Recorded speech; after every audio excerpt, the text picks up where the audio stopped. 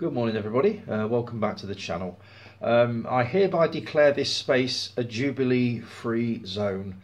I don't know about you, but this Jubilee stuff has been driving me nuts all week. There's been very little else on the TV apart from that.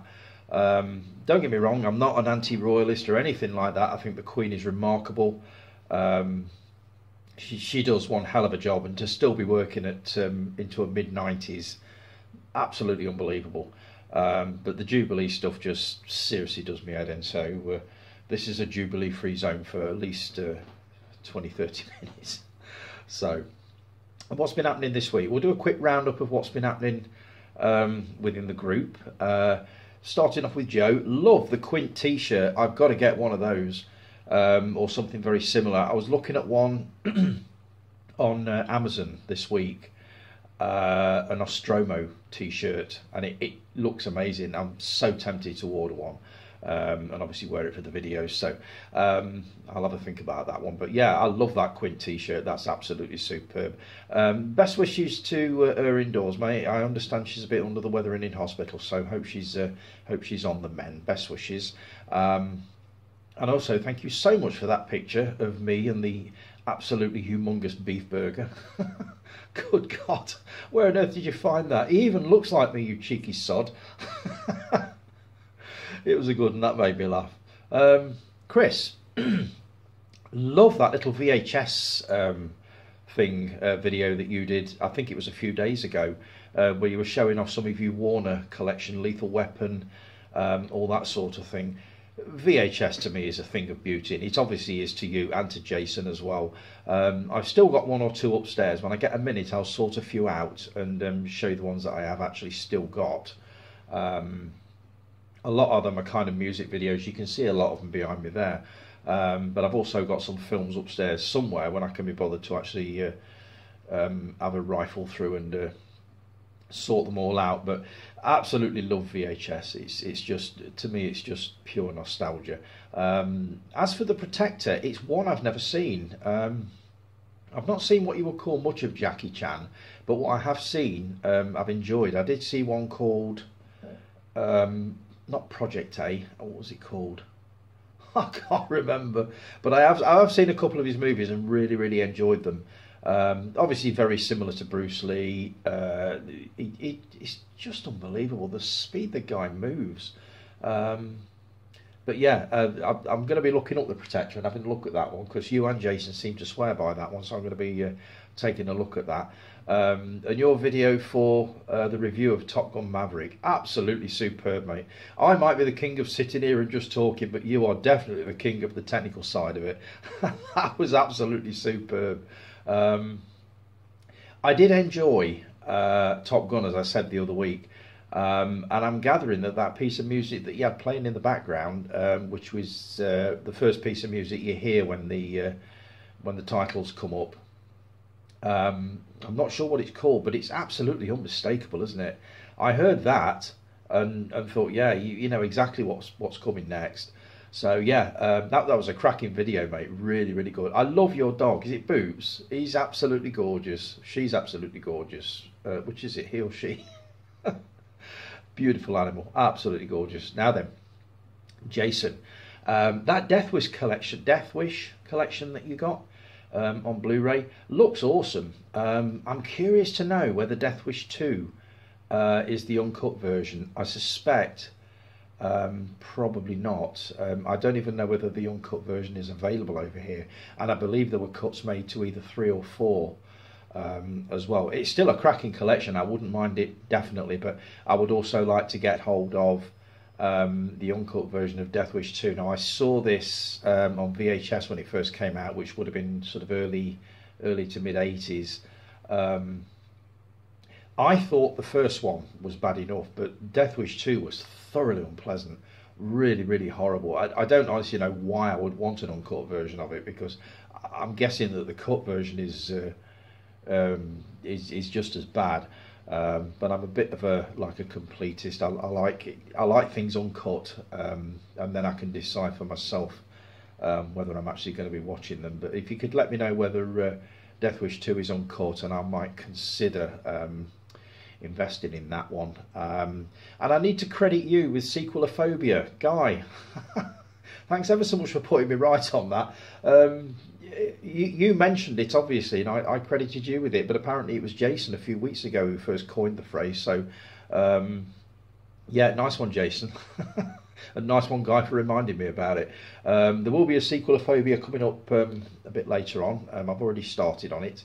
So that's a new section that I've introduced this week, and there'll be a couple more coming over the next week, over the next couple of weeks. I've been thinking of different little things to sort of introduce into the mix. So yeah, Sequelophobia will be coming on later on, and thanks, Jason, for that one.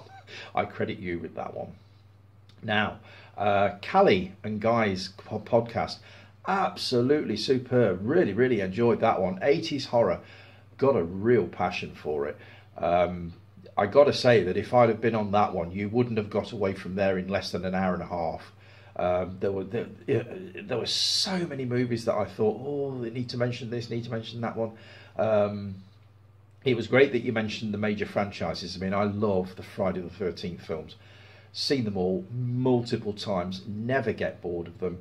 Same with the Elm Street movies. As far as Elm Street goes, I think the first three were probably the best, and I think it started to get a little bit stale after that. I've been watching, or was watching a few weeks ago, the box set of all seven, and I only got as far as number 5, I think, which was The Dream Master or something like that. And I have to confess, I was starting to get bored by that time.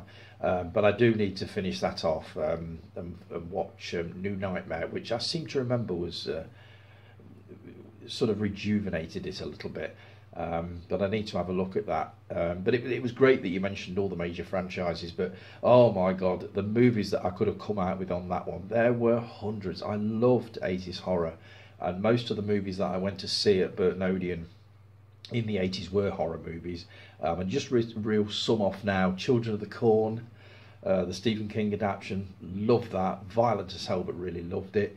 My Bloody Valentine and The Fun House, which were two, I believe there were 2 Tobe Hooper movies. Now, The Fun House was really grim.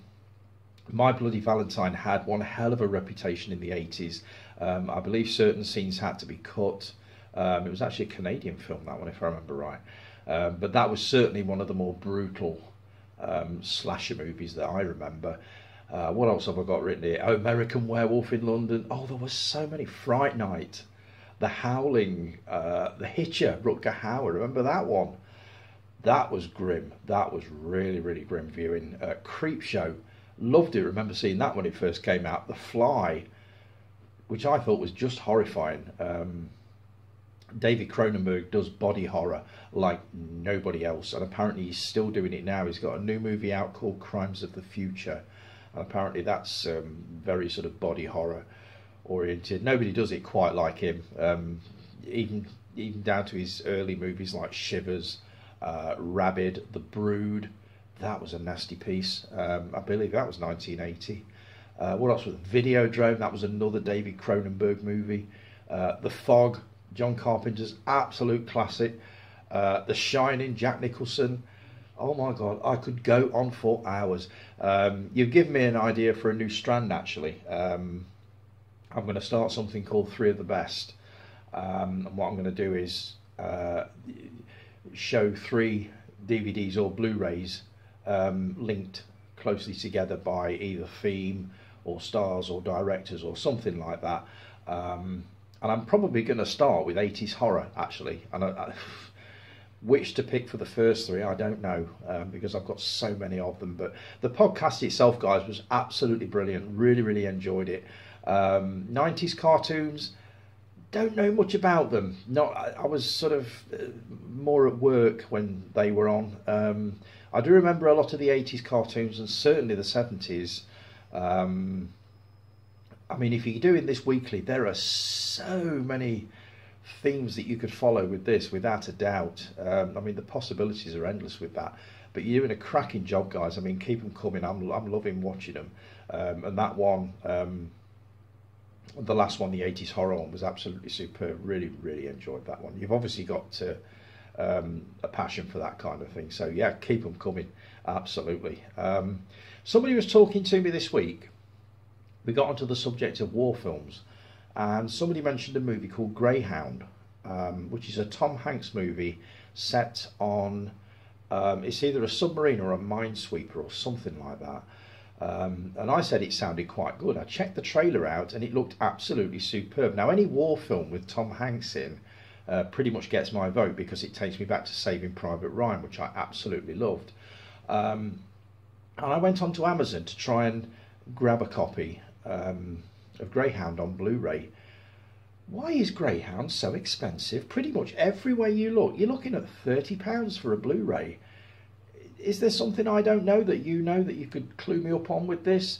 I mean, I can get it via other means, let's say, but it looked like one that I would probably want to own. So, as I say, I found it on there, and I think it was £29.99. I went on to another site and it was about 25 quid. Another site was £40. And I thought, what's going on here? So, yeah, if anybody's got any idea why the movie Greyhound starring Tom Hanks is so expensive, please let me know, because I'm really curious about that one. Guy, what was the new Matrix movie like? We need a quick review, mate, definitely, of that one. It didn't get good write-ups when it first came out at the cinema. I listened to a lot of podcasts that week, and they were all on about it. Most of them said it was a complete and utter letdown. And one of the guys I work with thought it was complete and utter crap. So I'd be very curious to know what you thought of it. The only Matrix I've seen, this will come as absolutely no surprise, is the first one. And to be quite honest, I didn't really get it. So I really need to take the first one in. That could be another franchise that I get into on the sequelophobia strand. But I'd be curious to know what you thought of this, the latest instalment. I believe it's on Sky at the moment, so let me know on that one. Let's see. Steve Mack, love the Paramount video. Absolutely love it. I'm really enjoying these ones that you're doing as well as the Criterion ones. There were some cracking titles in there. Let me see what I've got written down here. Flashdance, superb movie. Soundtrack, you just can't fault it. It's just pure 80s. Mommy Dearest, No More Wire Hangers. Oh God, Joan Crawford. That was a controversial piece in its day, if I remember right. I remember reading an article in The Sun which showed Faye Dunaway in full Joan Crawford makeup. She looked absolutely incredible. She really looked the part, and I couldn't wait to watch it, and the film did not disappoint. So yeah, I can understand. That's one I need to get on Blu-ray at some point. 48 Hours, superb. Nashville, never seen it but always meant to. Is it a Robert Altman film, that one? It's one that I always meant to take a look at, mostly due to thoroughly enjoying the TV series Nashville that was on Channel 4 or 5 3-4 years ago. I loved that series, and then I heard that there was a movie called Nashville. I meant to check it out and never got the chance, but I will be doing that most definitely. Vanilla Sky, oh holy crap! I remember going to see that at the cinema, and it absolutely went whoosh, straight over my head. I had no idea what it was about. It completely confused me, and this is going back years. So I've never really been tempted to revisit that one. Maybe I should do, see if it makes any more sense, but I get the feeling it probably wouldn't. What else was in there? Ordinary People, cracking film, directed by Robert Redford, starring Timothy Hutton, Donald Sutherland and Mary Tyler Moore, if I remember right. Cracking drama. I remember a lot of people shouting all the time in that one, and it won Oscars, if I remember correctly. I'm looking forward to your Second Sight video. I don't know whether I've actually got any Second Sight titles, so I'm looking forward to that one to see if there's any that I could invest in and all that. So yeah, keep the other videos coming, Steve. Loving the Criterion ones, but I'm loving these lists even more. So these collections you're showing off. So yeah, keep them coming by all means. Now then, somebody put a post on last night. I think it was Joe, about a possible. Well, not a possible Jaws remake, but how would you feel about a remake of the movie Jaws? Oh, it's a tough one, isn't it? I think half of me, like I said last night, half of me says absolutely not. It's a 100% bona fide classic. It should not be touched with a barge pole. It is perfect. Do not mess with it. And the other side of me is saying, with the technical things that they can do nowadays, what would it actually look like? I don't know. I mean, the shark movies that have come out over the last few years have all been pretty dire. The Shallows, I'd heard great things about that. It did absolutely nothing for me. And there's been an absolute wealth of them. I believe there's an Australian one called Great White, which is supposed to be quite good, so I need to check that one out. And Joe, you put the trailer to what looked like a shark movie on last night. Is it Blood on the Water or Blood in the Water or something like that? But shark movies in general do not seem to come out of this well. There was one, is it Deep Water or something like that? I thought that was quite good. And I do want to watch the USS Indianapolis movie, which is the story that Quint told in Jaws. And there's been a movie version of that, which I really, really wouldn't mind seeing. But as for a remake of Jaws itself, I'm erring on the side of not really, no. I would go into it, but I would go into it with very, very low expectations, and I would be very surprised if a remake of Jaws raised the bar at all. I mean, remakes do not normally, they're not normally that good. The one I always quote is The Fog, the remake of the John Carpenter movie from 1980. It was pretty much identical to the original, but it had none of the suspense, and to me, none of the horror or the scares. It was just a complete waste of time. So that's the one I always think about. Now, to change course completely, Arachnophobia. Jason, well done for putting that post on. That got me really excited when I saw that. I read about a remake or a reboot of Arachnophobia several years ago, probably about 3 years ago, and I've heard nothing about it since, and I thought it's fallen by the wayside, it's gone into development hell, it's never going to happen. Now it is happening. I can't remember the name of the director, but he directed the movies, is it Happy Death Day or something like that?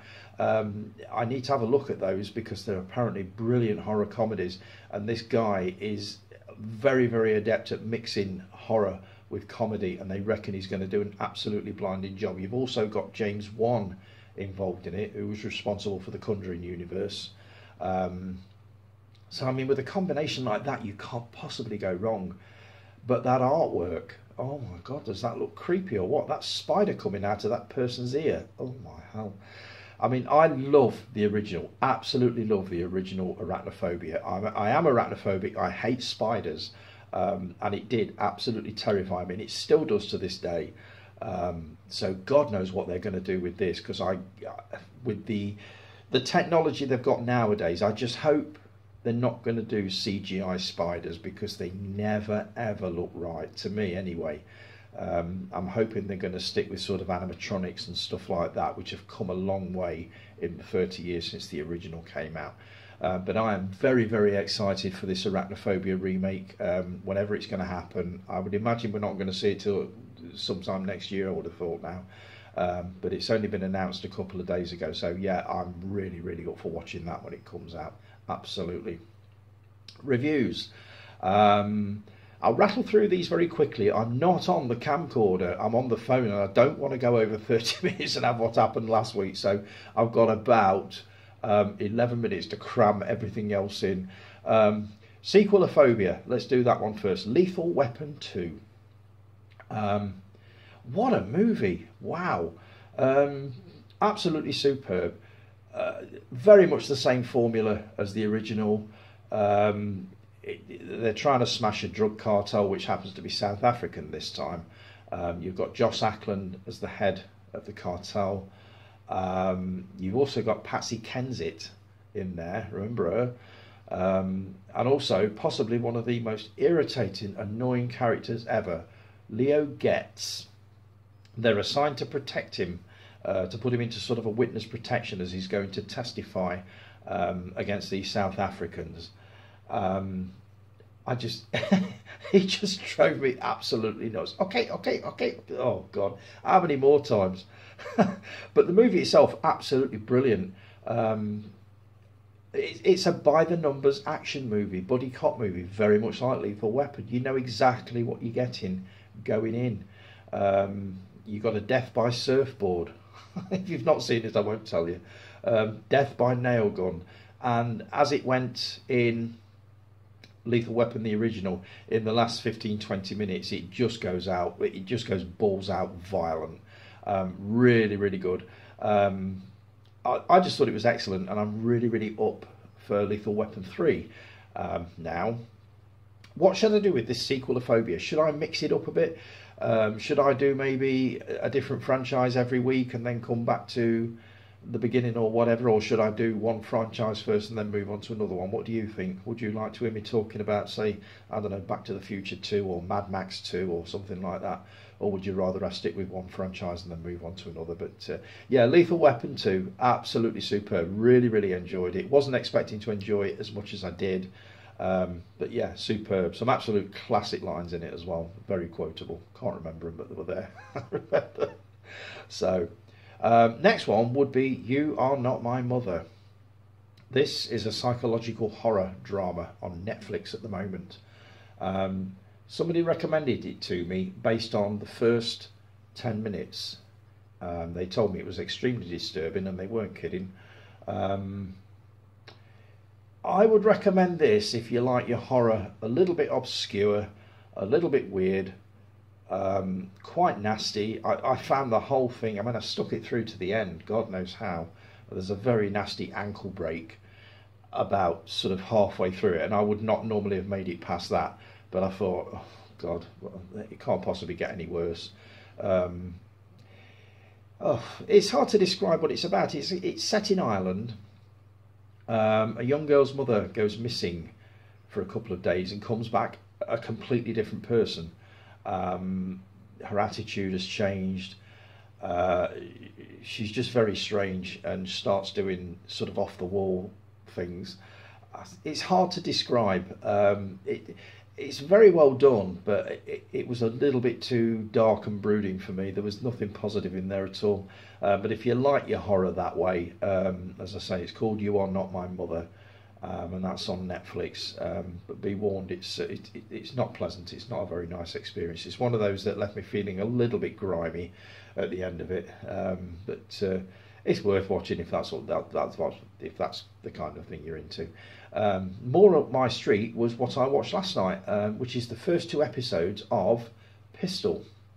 Now this is the Danny Boyle 6-part drama based on the origins and the career of the Sex Pistols. I thought it was absolutely brilliant. I've only watched the first 2 episodes, but I can't wait to get more into it. You've got Thomas Brodie Sangster as Malcolm McLaren. Oh my God, he's got the voice and the mannerisms down cold. And also the geezer that plays John Lydon, Johnny Rotten, he's got him perfect.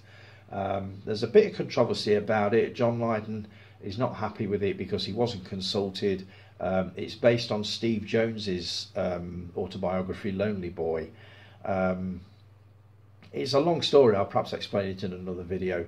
But Lydon is not amused by it at all, not even slightly. But I thought it was absolutely superb, and I can't wait to watch part 3. I think it was wrangles over the music and the copyright and all that sort of thing. You know what these musicians are like.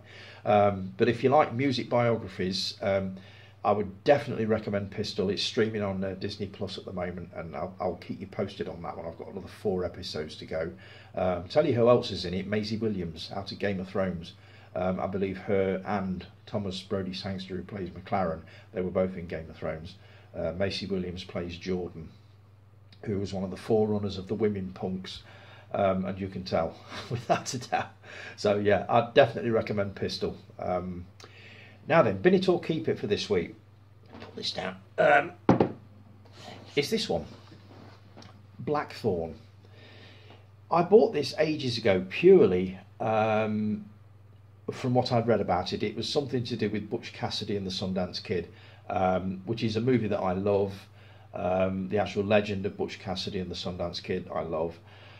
This, I thought, was absolutely brilliant. I was all for binning this one. I didn't think I was going to like this at all, but absolutely loved it. It stars Sam Shepard as Butch Cassidy, which one hell of a performance. I haven't seen him act like that since The Right Stuff, which is the one about the space race.